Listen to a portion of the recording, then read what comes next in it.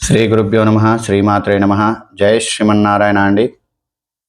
ఈరోజు మనం జాతకం లోపల 6వ భావంలో ఏ గ్రహం ఉంది, ఆ గ్రహం మీ జీవితంలో శత్రువులు, రుణాలు, కోర్టు కేసులు, ఆరోగ్యము, ఉద్యోగము, పోటీ పరీక్షలు వంటి విషయాలపై ఎంత ప్రభావం చూపుతుందో తెలుసుకుందాం. ఈ వీడియోలో రవి నుండి కేతు వరకు ప్రతి గ్రహం 6వ భావంలో ఉంటే ఎలాంటి ఫలితాలు ఇస్తుందో సులభంగా వివరంగా మనం తెలుసుకుందాం.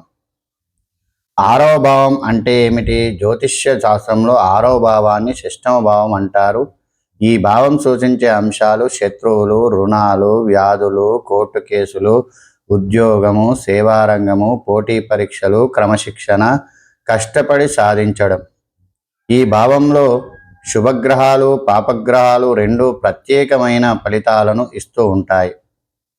అయితే ఈ 6వ భావంలో గనక రవి ఉన్నట్టయితే, 6వ భావంలో రవి ఉన్నారు అంటే ధైర్యవంతులు, శత్రువులపై విజయాలు సాధిస్తారు, ప్రభుత్వ ఉద్యోగ అవకాశాలు వస్తాయి, నాయకత్వ లక్షణాలు పెరుగుతాయి, తండ్రితో అప్పుడప్పుడు అభిప్రాయ భేదాలు రావచ్చు, కంటి సమస్యలు లేదా బీపీ సమస్యలు ఉండేటువంటి అవకాశాలు ఉంటాయి. అదే 6వ భావంలో చంద్రుడు ఉన్నట్టయితే, 6వ భావంలో చంద్రుడు ఇక్కడ ఉంటే మనసు ఎప్పుడు ఏదో ఒక ఆందోళనలో ఉంటుంది. చిన్న చిన్న ఆరోగ్య సమస్యలు వస్తూ ఉంటాయి. ఇతరులకు సహాయం చేసే స్వభావం కలిగి ఉంటారు.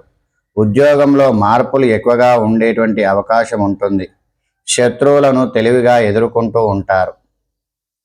ఈ 6వ భావంలో గనక కుజుడు ఉన్నట్టయితే, 6వ భావంలో కుజుడు చాలా బలంగా పనిచేస్తాడు.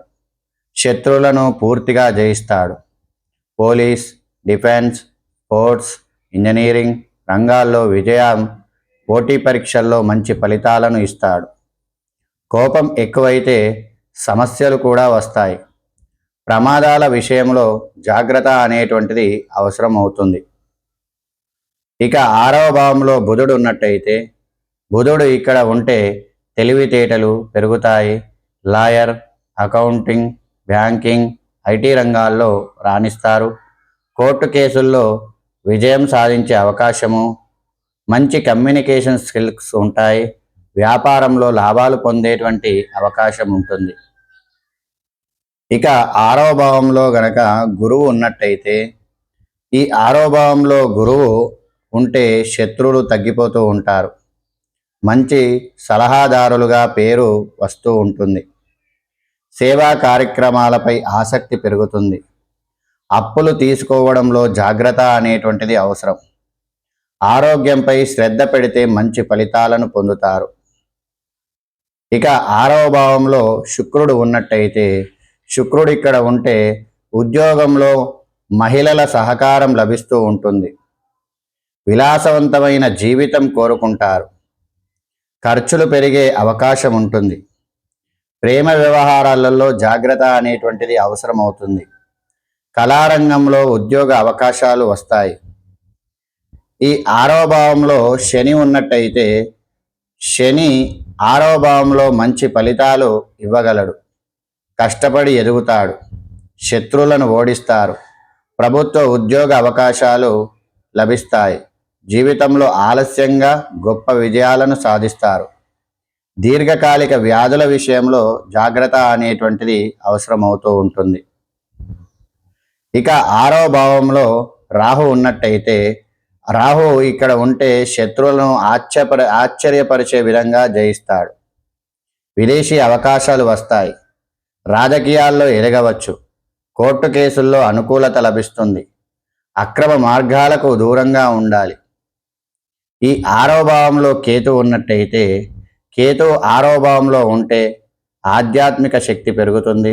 శత్రువులు స్వయంగా దూరమవుతారు. రహస్య విద్యలపై ఆసక్తి ఉంటుంది. పరిశోధనా రంగంలో మంచి పేరు పొందుతారు. ఆరోగ్యాన్ని నిర్లక్ష్యం చేయకూడదు.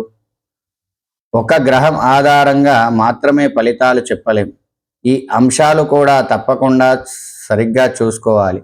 6వ భావాధిపతి స్థానం, ఆ గ్రహానికి వచ్చే దృష్టులు, యోగాలు, నవాంశం, దశాభుక్తులు, గోచార ప్రభావం, అప్పుడు మాత్రమే ఖచ్చితమైన ఫలితాలు తెలుస్తాయి. మీ జాతకంలో 6వ భావంలో ఏ గ్రహం ఉందో కామెంట్ రూపంలో తెలియజేయండి. దానికి సంబంధించిన ప్రత్యేక ఫలితాలను తెలియజేస్తాం.